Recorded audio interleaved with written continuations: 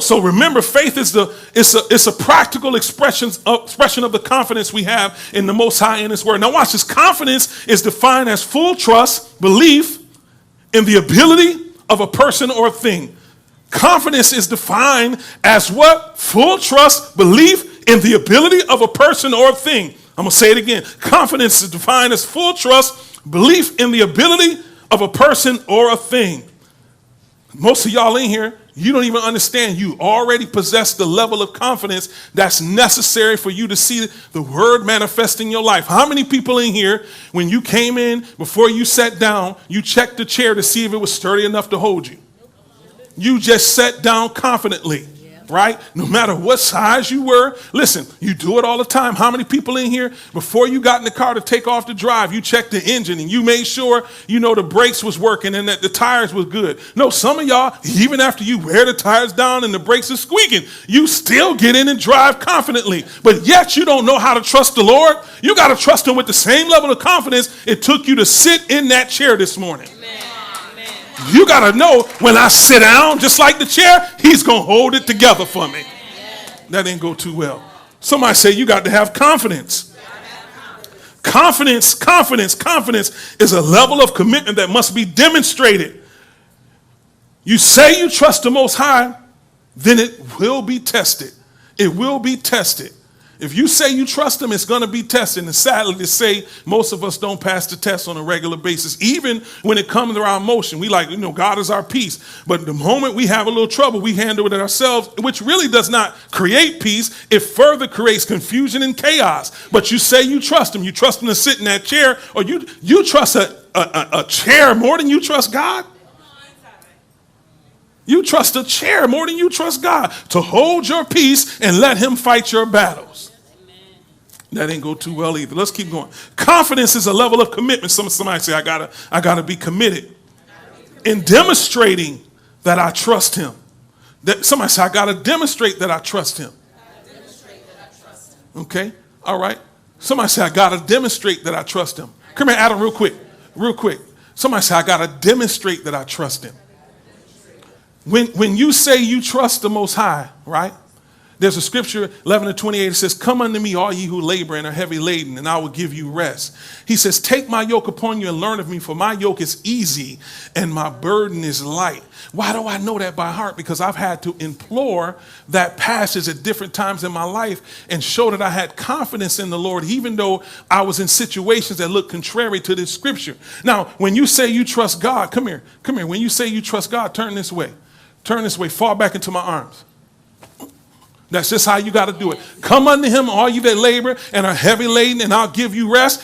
Take my yoke upon you and learn of me, for my yoke is easy and my burden is light. So when you fall back, it's because you know for sure now unto Him that's able to keep you from falling and present you faultless with y'all will catch up in a minute. See, most of y'all, I know you don't trust like that. Watch this. Kim, give her the baby. Come here.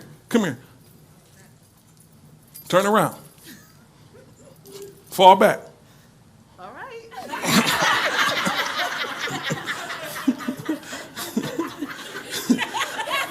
Look at somebody say, you ain't got to negotiate with God. And it's like, all right, I'm going to fall back, Lord, but I hope you ain't got to negotiate. If you trust Him, you just rest in the finished work of Yeshua. Come on, somebody. Somebody say, when you trust Him, you ain't got to negotiate.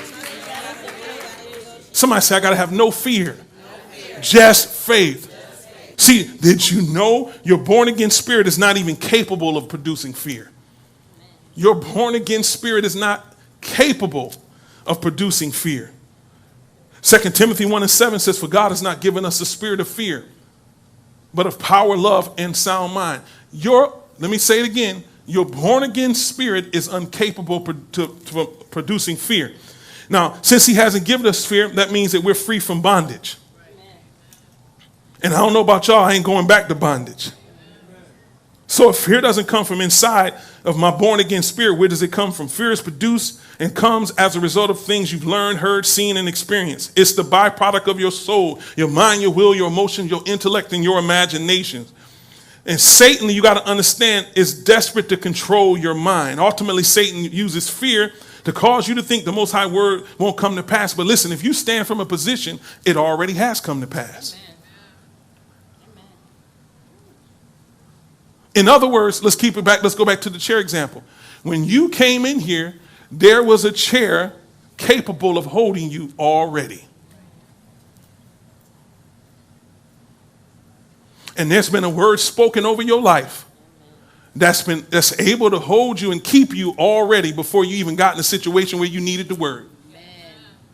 So just like there was a chair that had the ability and the capacity to support you, there's a word that'll support you when trouble comes. Amen. Amen. And it ain't just get in place, it's already in place. Man, so when you show up to the hospital and they give you a bad result, it's okay. There was a word already sitting there ready to hold you up and support you before they even gave you the word that by his stripes you are healed. Well, I tell you what, before you even got there and they told you that, you know, your job was over and you had to leave and you've been living paycheck to paycheck, but you know what? You've been trusting the Most High. You've been tithing. You've been giving. You already got a word in place that supports you. Am I talking to the right people? I've been there. I lost my job before. And let me tell you something. I wasn't in no panic mode because I knew I'd already obligated the Most High to support me. We had 8 kids and we still didn't go without anything. And when a woman got smart with Michelle and said, how y'all eat with all those kids? She said, with a fork and a spoon. And we had the fork and spoon ready for what he already provided because the word was already there. And he told us, he says, I shall supply all of your needs according to my riches and glory by Christ Jesus. Matter of fact, I already knew we was good because the verses above it started talking about when you give, there's an account in heaven. Y'all ain't going to help me. And that account in heaven is there so that when you are in trouble, he supplies. This is what Paul was trying to tell them. He was saying, so I already know I'm good. I already been taking care of what I need to take care of. So when I get in trouble, there is no trouble for me. Am I talking? Somebody say, I have famine-proof my life. Man, you should have said that with confidence. Say, my life is famine-proof.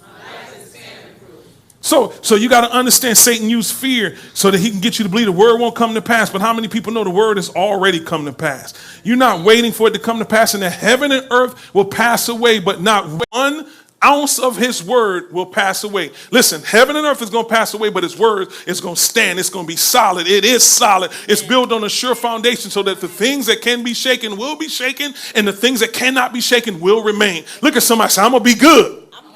No fear here. Pray for me. Just faith.